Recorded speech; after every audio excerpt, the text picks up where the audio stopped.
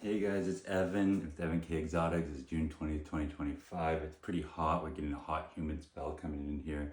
I just went through and sprayed all my tropical animals, my boas and things. I sprayed down the cages super heavily, and it's kind of the time of year what I'm calling when boa breeding season's the ends meet. But the other thing I'm going to do, I'm actually just over here because I have my king snakes repaired, trying to get a double clutch, and they're actively breeding. So what I'm actually going to do is I'm going to set this up for you like this, see if I can get it while I'm talking.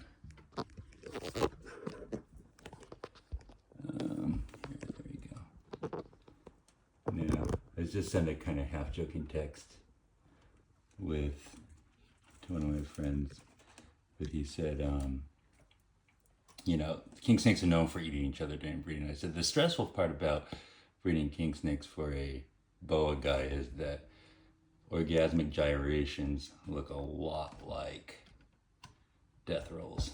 So I'm just in here kind of trying not to get my male eaten. But anyway, so I'll just put that on there while I'm talking to you. But just to let you guys know what's happening with the boa breeding season, the ends are meeting right now, meaning that it's the start of the new season is here, meaning that I look at the summer season, or actually I even look at the spring warm-up as part of the next season. It's not something like I would think that the breeding season doesn't start to the fall when you cool. And so what I'm trying to do with my animals is I'm ramping up their feeding, and most of these animals at this point are pretty ramped up high on their feeding cycles. And a lot of people that might live farther south might be able to not do this as urgently or as obviously and kind of more slowly, but up here up north, I only get 3 or 4 really warm seasons with long day length and whatnot. So what I try to do is have a very discreet, fast ramp up to feeding, feed them really hard, boom, feed them for 3 months, and then go way back down. And that's how I get my feeding cycle in. I think that's a general strategy that people should follow in general, but I think also if you're somewhere farther south where you have an extended warm season, you might not have to compact it quite as much. So, here the male's coming back around. Street pornographer here. But anyways, yeah, so that's kind of what I tell you is right now I'm trying to peak all of my seasonal conditions for my boas. It doesn't matter if I'm planning on breeding them or not this year or next year or years from now. This happens from everything starting on year 2. Year 1, I tend to be a little bit steady as they go, but then starting year 2, I'm trying to peak their heat, their humidity, their feeding schedules, everything this year. Or this time of year, it's going to peak in August, and then it's going to fall and back down pretty sharply starting in September, October, because that also is how my temperatures and day lengths happen up here in the north. So it's just kind of me wrangling my natural sources. And I like to tell people that this is not something that I'm mimicking the natural conditions in their home environments per se, as much as it is that I am creating a lot of seasonality to induce breeding. I don't actually necessarily know how much that in captivity we are mimicking conditions or if we are just creating the seasonality that will induce breeding. So I think that might be something that we're doing.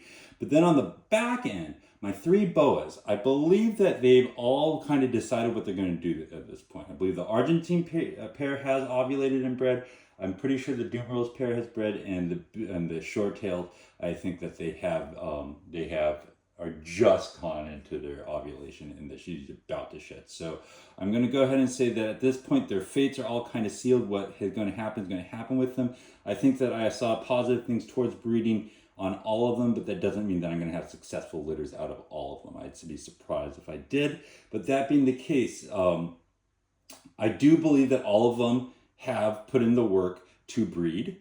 I believe that there were follicular changes in the female, and I believe that the male has responded by demonstrating that she is no longer receptive. That being said, I am repairing all my boas for the final time right now, and that is a check for gravidity. It means that I'm going to check and make sure that the male is no longer interested. If the male hops back on the female, then I'm going to leave them in there and continue going because I don't believe that breeding process has been done. I don't know if you guys have heard me talk about it, but I rant on it all the time. Is do not pull your male for good until you are really sure that that female is gravid. Like it smacks you in the face that she's gravid. I will tell you that it's not always obvious. I will tell you that myself and many other people misidentify events before the actual post-ovulation shed as a post-ovulation shed. And it's one of the biggest modes of failure is pulling your males. So that's just something I'll tell you. With my male boas, I'm reintroducing them. I think this is going to be the last time. I've already separated them, fed them, left them apart for a couple weeks, and then put them back in a few times to see, and I haven't seen any interest, but I'm doing it one last time. The only one that I suspect might show some interest still is the Bolivian short tail male.